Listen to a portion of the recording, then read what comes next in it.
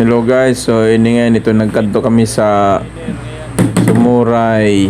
Naisipan namon magburog to mag banding-banding magkadi sa Sumuray kayo kami liwat pag i-restoryahan na mga important matters. So bago kami mag restore sa important matters, mag unwind muna kami didi sini ng mga place tadam diyan ko na kon binamahao sada an view didi sa Sumuray guys. So ada man na mo kanya-kanya kami video kay actually nakali kami sini more times, pero siyempre pag nakaka-explore sa mga lugar-lugar dili talaton may iwasan bilang sayo na mahilig mag video mag video gihapon na daw si Makmak ada sa testing sa Italy, si Makmak mantik ang sa Katarman, adi kami yan sa Bubon.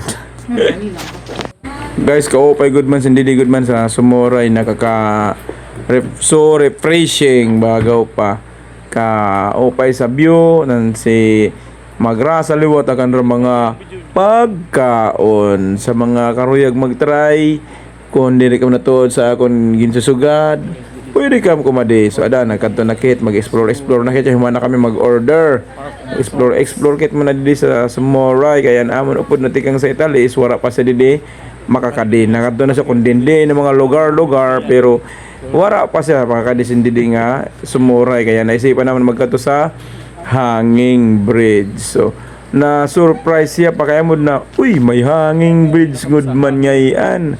So ayan guys, pumunta na kami dyan sa hanging bridge para ma-experience naming lahat kung ano ang experience sa dumadaan sa hanging bridge. Pero to be honest with you guys, how many times na ako nakadaan dito sa hanging bridge na to.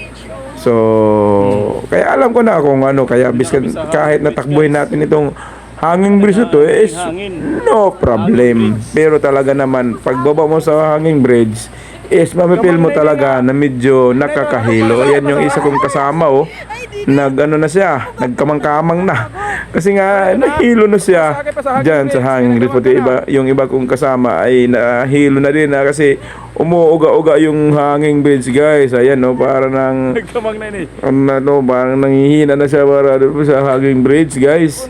Ayun yung nating kasama ay tumakbo na nga pagdaan dito sa hanging bridge kasi talaga naman nakakatakot din kasi siyempre may dala kang gamit tapos babagsak ka dun sa tubig. So ayan, naglakad-lakad na kami ng aking pinakamamahal. Ayan, nag-unwind na kami. Ayan, tanaw-tanaw sa mga gandang tanawin dito sa Sumuray. Nakapaka-refreshing talaga ng paligid. Try nyo pumunta dito guys at masasabi nyo naman, talaga naman na totoo yung aking sasabi dito ngayon. At mayroon din pala silang swimming pool. Hindi dyan yung swimming pool, andun may mga paliguan sila dyan sa Sumuray. Tapos yan, nakikita nyo yung floating cottage. Dyan kami nag-meeting ng family matters. Tapos yung in-order namin dyan din dinala. Dyan kami kakain. So mamaya makikita nyo yung pagkain na dinala dyan kung ano yung aming in-order. So actually guys, konti lang yung aming in-order kasi pumunta lang kami dyan para mag-snack, mag-unwind, tapos magkaroon ng meeting, family meeting, sabi pa nga. Kasi may mga gagawin na mga important matters kaya kailangan namin magkaroon ng pag-meeting. Tapos yan yung pagkain namin. Ayan, magkakain muna kami para may laman muna yung tiyan bago kami simula magkaroon ng pag-usap-usap ng mga important matter sa buhay-buhay. So ayan, nagpapasalamat pala ako sa aking kapatid na galing sa Italy na naglibre nito sa amin.